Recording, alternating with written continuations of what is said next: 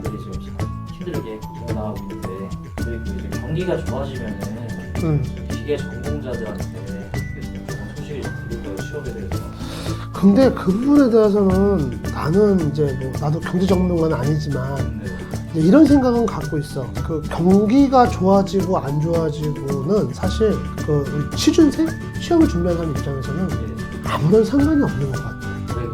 아니 그 왜 그러냐면은 경기가 좋아진다고 이제 취업이 잘 되는 게 그런 시대는 아니지 않나 싶은 거지. 내가 이제 그거에 대한 근거를 좀 나한테 내가 좀 나름대로 좀 내 생각대로 좀 대본다 그러면은 그 과거 어떤 그 좀 패턴을 보자고. 과거 우리나라 이제 과거 좀 패턴을 보게 되면은 내가 뭐 몇 년도부터 몇 년도 이렇게 얘기하면은 느끼기가 좀 직관적으로 이해하기가 힘드니까 그 대통령들을 중심으로 좀 얘기 한번 해볼게.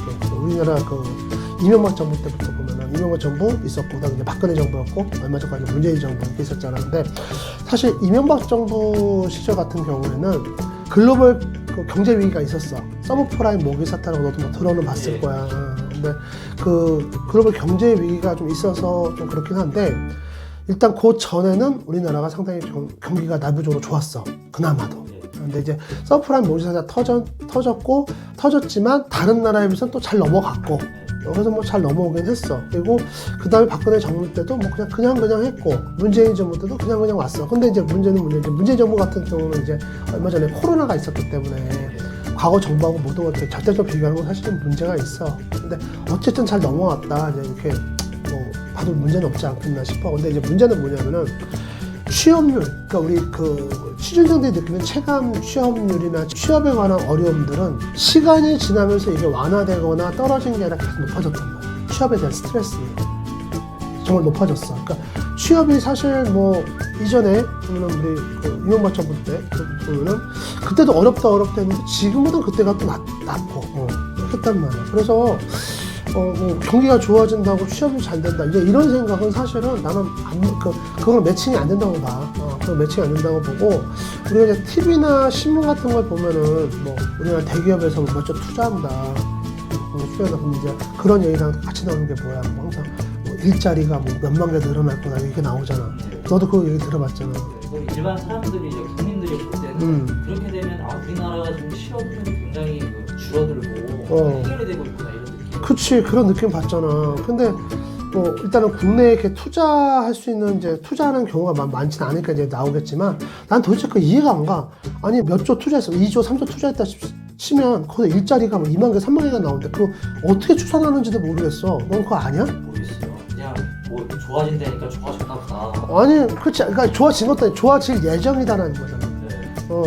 도대체 2만 개, 3만 개라고 하는 그 일자리 숫자가 어떻게 나오는지도 모르겠고 그 심리서도 모르겠어. 근데 이제 나는 이제 이렇게 생각해. 그거를 실제로 일자리가 예를 들어 2만 개가 창출이 된다. 실제로 그럴 수 있을 것 같기는 해. 아무래도 신규 투자가 이루어지면은 뭐 일자리가 늘어날 수도 있겠지. 늘어나는 건 뭐 당연한 거지. 근데 이제 2만 개다 했다고 치자. 근데 그 2만 개라고 하는 일자리가 우리나라의 그 취준생들이 취업하고 싶어하는 그런 일자리가 요즘 흔히 하는 말로 양질의 일자리냐 아니냐도 다른 문제야.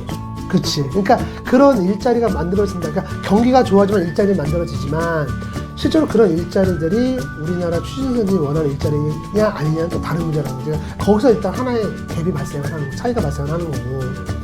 두 번째는 뭐냐면은 우리나라의 그 어떤 그 지금 산업 구조를 보면 사실 돈을 벌어오는 돈벌이가 되는 산업은 솔직히 몇 개 없어. 손에 꼽아 지금 현재. 그렇지. 그러니까 전체적인 산업 구조를 봤을 때 우리는 이제 전반을 보고 얘기를 하는 거고 실제로 우리나라의 어떤 그 경기나 경제를 이끌어가는 산업은 몇 개 없다는 얘기야. 그럼 사람들은 다 그쪽으로 가고 싶어 하는데 그런 분야는 벌써 굉장히 고도화돼 있어, 기술이. 그러다 보니까 실제로 대학이나 학교에서 글하고 그림만 갖고 공부하는 사람들을 뽑고 싶어 하질 않아, 이런 회사들은. 그러니까 아니 왜 그러면 얘네들 양성해가지고 언제 실무에 투입해서 또 계속 지금 기술은 변천하고 있는 그 속도가 점점 빨라지는데 언제 얘네들을 갖다가 이제 그 실무적으로 활용할 수 있는 방법이 없잖아. 회사에서 키우는 방법. 아니 그러니까 회사에서 키우는 게 두 가지 문제. 이게 말은 쉬워, 솔직히. 사람들 딱 그 얘기를 해, 나한테도 그렇고. 우리 예전에 뭐 그 청년실험 이런 거 이대로 좋은 거 뭐 이런 프로그램도 있었어. 그 뭐 백분 토론 이런 거 있잖아. 심야 토론, 백분 토론 이런 거 있었단 말이야. 나 오늘 뭐 맨날 뭐 직업훈련, 그리고 사내 교육 뭐 이런 얘기 나왔는데 사내 교육 같은 경우는 그 쉽지 않은 생각보다 생각을 해봐라. 지금 우리 회사에서 예를 들어 직원이 100명이야, 1000명이야. 그러면 실제로 거기서 돈벌이에 앞장서 있는 직원 몇 명이 될 것 같아? 5, 6명이란 말이야. 그 사람들은 회사 돈을 벌어야 되는데 걔네들이 와가지고 지금 애들 가르치라고? 회사는 돈을 벌어야 되는데, 그치? 그러니까 정말 기술이 있고 회사에 돈을 벌어주는 기술이 있는 사람은 앞에서 뛸 수밖에 없어. 그러니까 이제 앞에서 뛰는 사람과 뒷사람, 처음 들어온 사람들의 어떤 기술 격차가 그나마 좀 작고, 그리고 속도가 좀 느리면 상관이 없는데 지금 너무 빨라. 너무 크고. 그러니까 이런 현상을 좀 대변하는 얘기가 있잖아. 요즘 기업들이 뭐 경력 있는 신입사원을 뽑으려고 한다. 아니면 뭐 또 신입사원 어떤 경력사원 뽑으려고 한다. 그 얘기가 그래서 나온 거야 이게. 그러니까 기업 입장에서도 뭐 미래를 준비해서 미래에 뭐가 나올지 모르는데 뭐 어떻게 준비하라고. 그것도 어피가 있는 거야. 그러니까 이거는 그냥 사회 현상이야. 사회 현상이고 그 경기가 좋아지면 이제 대부분 많은 사람들이 이제 취업이 잘 될 거다 이렇게 생각을 하는데 그렇다.